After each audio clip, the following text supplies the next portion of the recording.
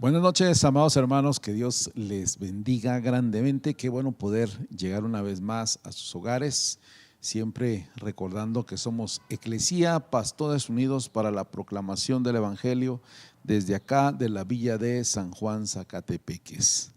Mis amados hermanos, hoy continuamos con el estudio de la palabra del Señor. Nos toca hablar sobre Mateo capítulo 9, versos 4 al 8. Y vamos a empezar a conversar sobre una confrontación que se da entre Jesús y los escribas. Así que vamos a orar y luego regresamos al estudio de la palabra del Señor. Acompáñenme en oración. Bendito Dios y eterno Padre, gracias por tu amor infinito, por tu misericordia que siempre nos cubre y que son nuevas cada mañana tus misericordias, dice tu palabra. Gracias por lo bueno que eres, por lo amoroso que eres con y sobre nosotros. Ayúdanos en todo tiempo, en todo momento, que tu gracia, amor y cuidado esté sobre nosotros. Señor, bendice este tiempo de estudio, de reflexión en tu palabra, que podamos mantenernos comunicando tu verdad, tu evangelio, anunciando las buenas nuevas de salvación como tú esperas de nosotros. Gracias por este tiempo, nos ponemos en tus manos, pedimos que bendigas a tus hijos, tus hijas que van a ver esta transmisión. Oramos en Cristo Jesús, tu Hijo, nuestro Señor. Amén. Como les decía al principio, vamos a hablar sobre Mateo capítulo 4, versos 4 al 8. Me permito leerlo para ustedes y dice: y Jesús, conociendo sus pensamientos, dijo: ¿por qué pensáis mal en vuestros corazones? Porque ¿qué es más fácil decir, tus pecados te son perdonados, o decir, levántate y anda? Pues para que sepáis que el Hijo del Hombre tiene autoridad en la tierra para perdonar pecados. Entonces le dijo al paralítico: levántate, toma tu camilla y vete a tu casa. Y él levantándose se fue a casa. Pero cuando las multitudes vieron esto, sintieron temor y glorificaron a Dios, que había dado tal poder a los hombres. En estos versículos, en los primeros versículos del 4 al 5, dice en esta versión de la Nueva Traducción Viviente: Jesús sabía lo que ellos estaban pensando, así que les preguntó: ¿por qué tienen pensamientos tan malvados en el corazón? ¿Qué es más fácil decir, tus pecados te son perdonados, o ponte de pie y camina? Jesús conoció los pensamientos de aquellos estudiosos de la Escritura, los escribas. Jesús es aquel que supo reconocer la íntima angustia moral del paralítico. Fue el que pudo también leer rápidamente las reacciones indignadas de los líderes religiosos. Era Jesús y él tenía la capacidad de hacerlo. Jesús, como un hombre perfecto, siempre tuvo un discernimiento increíble, excepcional de las personas. Además, esta reacción de disgusto de parte de los escribas no era fácil de ocultar o de disimular. Él lo supo inmediatamente. Al juzgar por las palabras pronunciadas en estos versículos, a Jesús entender o leer el pensamiento de los escribas, descubrió dos cosas en las cuales debemos reflexionar hoy. Por un lado, vio que hasta cierto punto sus dudas en torno a la autoridad eran sinceras y razonables.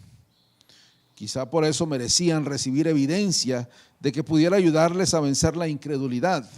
A fin de cuentas, eran doctores, guardianes de la ley. Jesús entendía perfectamente que tenían el deber de velar por la pureza de la palabra de Dios y denunciar la blasfemia. Es una realidad. Sabía que si otro hombre cualquiera se hubiera atrevido a absorber pecados del paralítico, habría cometido efectivamente un agravio contra Dios. Él sabía eso, pero él no era otro hombre, era Jesús. Él podía entender las reservas mentales de los escribas. Era necesario entonces darles una prueba convincente de su autoridad y esto es lo que procede a hacer al sanar al paralítico. Del verso 5 al 7 dice: ¿qué es más fácil decir, tus pecados te son perdonados, o ponte de pie y camina? Así que les demostraré que el Hijo del Hombre tiene autoridad en la tierra para perdonar pecados. Entonces Jesús miró al paralítico y le dijo: ponte de pie, toma tu camilla y vete a tu casa. El hombre se levantó de un salto y se fue a su casa. Desde el final del capítulo 7 y casi recurrentemente en el capítulo 8 sale a luz el concepto, la idea, el entender de la autoridad. Y una vez más en el capítulo 9 se pone en duda la autoridad de Jesús. Entonces, él reconoce que en cierta medida era válida el escepticismo, era válido el escepticismo de los escribas al oír o al preguntar, que es más fácil decir, tus pecados te son perdonados, o levántate y anda. Pero la otra cosa que debemos de mencionar, le decía que uno era la validez de la duda de los escribas, pero la otra cosa es que la acusación de blasfemia no se debía solamente a esa preocupación del honor de Dios, sino a una reprensible actitud de oposición malévola hacia la misma persona de Jesús. No era tanto la duda si era de Dios o no de Dios, sino que ellos no soportaban a Jesús, no eran amigos de Jesús y tenían algo en contra de él. Había maldad, literalmente se puede decir malas cosas en los corazones de ellos. Empezaron a tenerle envidia a causa de la popularidad con las multitudes. A ellos les costaba tragar el hecho de que él, un mero carpintero procedente de un oscuro pueblo de Galilea, ostentara más autoridad que ellos mismos, los doctores de la ley. Por tanto, su predisposición era perversa. Miraba con una lupa las palabras y acciones de Jesús con el fin expreso de encontrar algo de qué acusarle. Esa era la idea, encontrar una manera de desacreditar. Jesús sabía que sus intenciones no correspondían solo a un análisis objetivo de los hechos y a una sana preocupación por la santidad de Dios, sino a una animosidad personal. Era algo personal. Habían empezado a ver en él una amenaza propia, pero a su posición social, a su ortodoxia. Entonces empezaban a desear eliminarle. Es muy probable que ellos mismos no fueran aún conscientes de sus malos deseos. Se escudaban detrás de su tradición, como les decía, de su ortodoxia, y justificaban su actitud crítica diciendo para sí que correspondía a su noble afán de defender la verdad divina. Pero no era así. El tiempo iba a demostrar el acierto del discernimiento del Señor. Más adelante en el capítulo 12, verso 14 dice: entonces los fariseos convocaron una reunión para tramar cómo matar a Jesús. Y más adelante en el capítulo 27 va a decir: él sabía muy bien que los líderes religiosos judíos habían arrestado a Jesús por envidia. La gente lo sabía, era una actitud que era conocida por los demás. En realidad, la combinación del legalismo ortodoxo y el orgullo religioso los cegaba. No podían ver el bosque a causa de los árboles. Ellos, antes que nadie, tendrían que haber estado en condiciones de entender que la Escritura enseñaba acerca del Mesías, especialmente acerca de su autoridad divina. Pero además de soberbios, también eran ineptos. No les entraba. No acudían con una mente abierta a las Escrituras para ver si cabía la posibilidad de que Jesús ostentara un mesianazgo válido.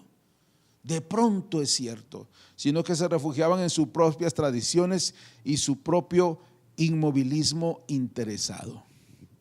Cabe recordar la reacción de Gamaliel allá en el libro de los Hechos, cuando tratan de frenar el movimiento de los judíos. Dice: tranquilo, si es de Dios no lo podemos parar, y si no es de Dios ya se terminará. Por lo menos esa debió haber sido una actitud, pero era una actitud antagónica, en contra de Jesús. Entonces,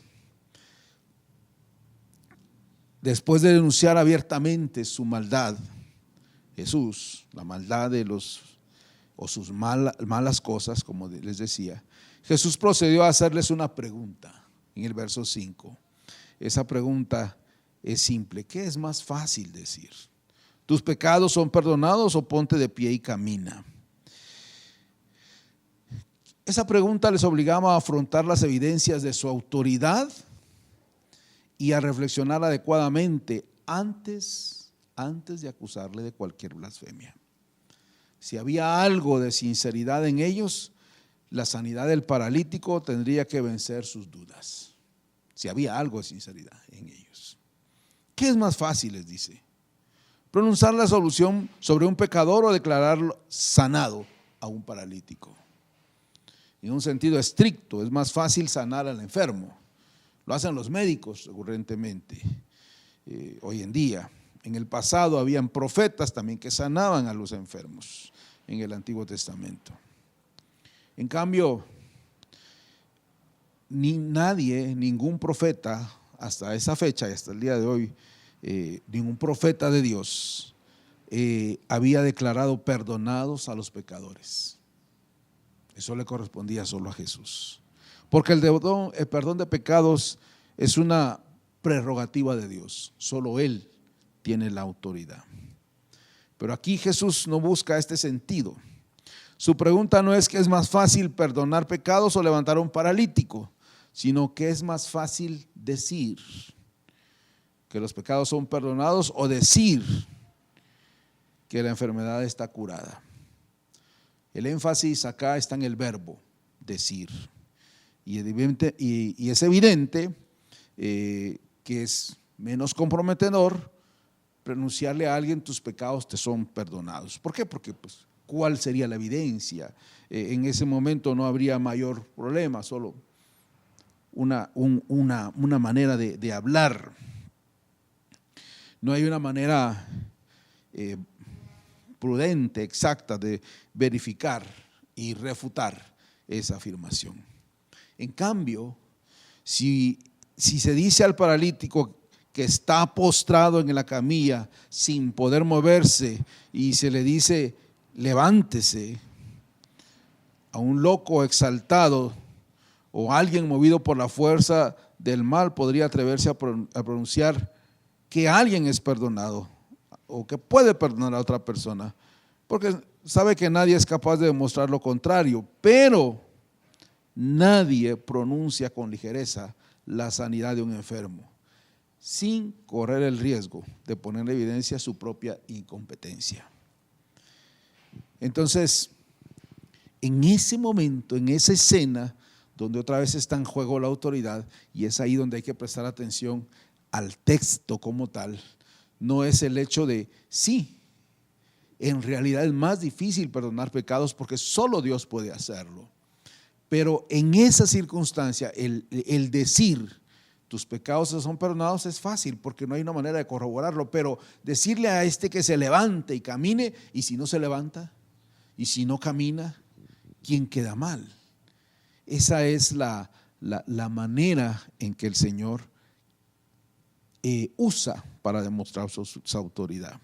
En ese sentido es más difícil decir levántate y anda que perdonar pecados.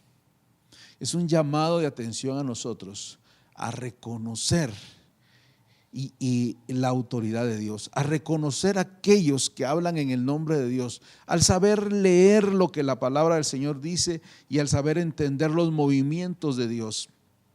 El mover de Dios en nuestras vidas, en nuestro contexto, en aquellas personas que están al frente, saber si Dios se está moviendo ahí. Porque si se está moviendo ahí, es porque Dios está allí y merece reconocerse que hay autoridad de Dios ahí. Así que esta introducción a este evento de la sanidad del paralítico, es muy importante que lleguemos con una mente abierta, dispuesta a entender y a comprender más y mejor lo que la Biblia enseña. Para continuar hablando de la sanidad del paralítico, nos acompaña el pastor José Batz, quien va a continuar con este estudio. Que Dios les bendiga, que tengan una excelente noche. Muy buenas noches, mis queridos hermanos. Qué bendición nuevamente estar acá estudiando estos pasajes tan preciosos como lo daba el pastor hermano Abdiel. Y hoy seguimos con este mismo tema, la cual es la sanidad del paralítico. Y dice que por definición la autoridad de perdonar pecados no se presta a la demostración. Se trata de una operación moral y espiritual, no de algo físico e invisible. ¿Cómo pues puede Jesús convencernos de que tiene esa autoridad? Lo hace tomando dos cosas que el ser humano es incapaz de hacer y utilizando una de ellas, la visible y comprobable, para refrendar la otra invisible e indemostrable. La prueba es absoluta, pero si es razonable llevar a cabo proezas en un campo, no demuestra necesariamente una capacidad para llevarla a cabo en otro, pero como mínimo sirve para despejar actitudes clínicas y escépticas y hacer que nos planteemos seriamente si una autoridad tan extraordinaria en el terreno material y visible no se hará extensiva al terreno espiritual e invisible. Se trata de hacer saber que a los escribas que Jesús tiene esa autoridad, saberlo como firme convicción, no como hecho científicamente verificable. En esto podemos ver cómo los escribas razonaban tanto el perdón. Ellos querían que esto sea algo así demostrativo, pero Jesús lo hacía ver que esto no es una operación moral, sino que es una operación espiritual. Qué difícil cuando estamos con una mente cerrada, no entendemos, y razón tiene el apóstol Pablo cuando dice que una mente carnal, una mente material no puede entender las cosas espirituales. Y dice el texto del versículo 6, dice: pues para que sepáis que el Hijo del Hombre tiene potestad en la tierra para perdonar pecados. Dice entonces al paralítico: levántate, toma tu cama y vete a tu casa. Ofrece una pequeña dificultad en su relación y en la lectura pública. Lo que Jesús dijo fue para que sepáis que el Hijo del Hombre tiene autoridad en la tierra para perdonar pecados. Levántate, toma tu camilla y vete a tu casa. Pero dirigió estas palabras a dos grupos distintos. Empezó hablando a los escribas: sepáis, y acabó dirigiéndose al paralítico: levántate. En medio de la frase se volvió a los unos y a los otros al indicar este cambio de dirección.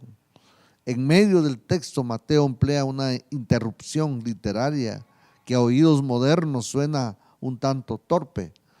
El significado, sin embargo, está claro. Cristo demuestra tener autoridad para perdonar pecados en la tierra, sanando al paralítico. ¿Qué estremecimiento sacudirá la multitud cuando el paralítico se levantó y se fue? Cuán avergonzados, confundidos debieron de quedar los escribas. El paralítico se fue glorificando a Dios, y eso lo certifica Lucas capítulo 5 en su versículo 25. Podemos ver cómo le dice, al instante levantándose él en presencia de ellos, oiga, y tomando él el lecho en que estaba acostado, se fue a su casa glorificando a Dios. Qué maravilloso ver cómo la obra de Jesús se cumple. Y dice, al instante, no tardó tiempo, sino que al instante, segundos, minutos, levantándose en presencia de ellos y tomando el lecho en que estaba acostado, se fue a su casa glorificando a Dios. Podemos figurarnos su gozo y gratitud al llevar su cama, que le había llevado a él, pisando la tierra de nuevo con vigor, salud y sobre todo sintiendo que todos sus pecados le eran perdonados. Quizás hasta el paralítico estaba incrédulo. Él iba, pero no sabía la claridad a la cual se tenía que enfrentar. Y era el Señor Jesús. Era Él el que le ofrecía sanidad no solamente de su cuerpo, sino también de su alma. Pero realmente demostró esta sanidad la autoridad de Jesús para perdonar pecados. Sin duda convenció al paralítico sentir que las fuerzas volvían a sus miembros. Debió de significar para él no solo que había sido sanado físicamente, sino que sus pecados también habían sido perdonados de verdad. Y en cuanto a nosotros los lectores, por supuesto, la acumulación de evidencias por parte de Mateo ha sido un mayor que en el caso de los escribas. Hemos sido testigos de cómo la autoridad de Jesús se extiende de la enseñanza a la sanidad, de la sanidad al control de los elementos y al señorío sobre los demonios. A nosotros pues nos deberá resultarnos difícil aceptar la autoridad de Jesús para perdonar pecados. Ya le hemos visto ejerciendo diversas formas de autoridad que solo pertenecen a Dios. No debemos sorprendernos pues verle ejercer otra. Pero y los escribas eran razonables suponer que a ellos les convencería una sanidad, pues si según la tradición rabínica, como ya hemos visto, existía una estrecha relación entre el pecado y la enfermedad. Esta siempre era la evidencia de la presencia de aquel, y los rabinos enseñaban que si esta vinculación estaba presente en el origen de la enfermedad, también lo estaba en su terminación. La curación significaba de alguna manera la condonación del pecado. Si pues se solucionaba la condición física del paralítico, sería evidencia de que se había solucionado también la condición moral que se le dio origen. En esta mentalidad, aquel entonces, la sanidad y el perdón iban juntos, cogidos de la mano. Los escribas no tendrían excusas legítimas si negaban la evidencia del paralítico sanado. La camilla sobre el cual el paralítico fue traído ahora cargaba sobre sus hombros del mismo, caminando hacia su casa. Fue la prueba irrebatible de la autoridad de Jesús. Sin embargo, es de observar que la autoridad de Jesús no tiene carácter impositivo, no es aplastante, autoridad militar de Roma, ni la autoridad deslumbrante de milagreros. Se trata más bien de una autoridad que se reconocen por la fe, pero que puede ser impugnada por la incredulidad. Hay muchas cosas acerca de Jesucristo que escapan a una comprobación verificable, como podemos demostrar, que su muerte expía los pecados o que al mismo volverá a la tierra otra vez. Tales cosas dependen de la confianza que llegamos a depositar en su palabra. Y esto a su vez depende de la clase de autoridad que ostenta la lógica que presenta Mateo en su esencialmente la siguiente. Las poderosas obras de Jesús demuestran que Él viene de parte de Dios. Y si Dios está con Él, podemos fiarnos en su palabra, incluso cuando sus afirmaciones versan sobre cuestiones que no admiten comprobaciones. Esa lógica que escuchamos en labios del ciego sanado por Jesús cuando fue interrogado por los judíos acerca del origen del sanador. Pues hay algo asombroso que vosotros no sepáis de dónde es. Sin embargo, a mí me abrió los ojos. Sabemos que Dios nos oye a los pecadores, pero si alguien teme a Dios y hace su voluntad, a este oye. Desde el principio, jamás se ha oído decir que alguien abriera los ojos a un ciego de nacimiento. Si este no viniera a Dios, no podría hacer nada. Ahí en el libro de Juan, en su capítulo 9, en su versículo 30, dice: respondiendo él, hombres, y les dijo, pues esto es lo maravilloso, que vosotros sepáis de dónde sea, y a mí me abrió los ojos. Y sabemos que Dios nos oye a los pecadores, y sabemos que Dios no oye a los pecadores, pero si alguno es temeroso de Dios y hace la voluntad de ese, oye. Desde el principio no se ha oído decir que alguno abriese los ojos a uno que nació ciego. Si éste no viniera de Dios, nada podría hacer. Si implicamos la misma lógica a la presente historia, tenemos que preguntarnos si Jesús realmente blasfemaba al pretender tener autoridad para perdonar pecados. ¿Cómo es que Dios le concedió poder para levantarse al paralítico? Antes veíamos que solo cabían dos opciones: o Jesús blasfemaba y mentía, o decía la verdad. Y tenía realmente derechos para ejercer prerrogativas divinas. Ahora nuevamente solo nos cabe dos opciones a la sanidad del paralítico: refrenda la autoridad de Jesús en la esfera moral, en sus poderes sanadores. No pueden ser de Dios si tiene que ser del diablo. Los escribas debían decir, nosotros también. Para asistirle en su decisión, Jesús sanó al hombre postrado. El paralítico se levantó, se fue a su casa, y para asistirnos a nosotros en la nuestra, Mateo nos narra esta historia. Así nos lleva un paso más adelante en nuestro entendimiento, en la extensión de la autoridad de Jesús en nuestras vidas. Aquí hay alguien que puede sanarnos en los resortes más íntimos de nuestro ser, puede hurgar en los escondrijos más vergonzosos de nuestra vida oculta y proclamarnos perdonados. Así también nos adelantamos en la revelación del mestigazo de Jesús, que es de observar que nuevamente Jesús se refiere a sí mismo mediante el título mesiánico del Hijo del Hombre. Pero si al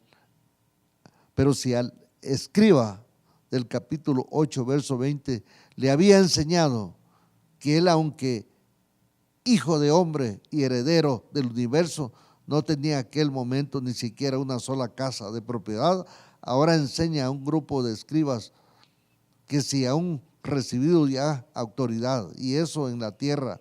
Recordemos que en Daniel capítulo 7 verso 13, el Hijo del Hombre recibe autoridad estando en el cielo.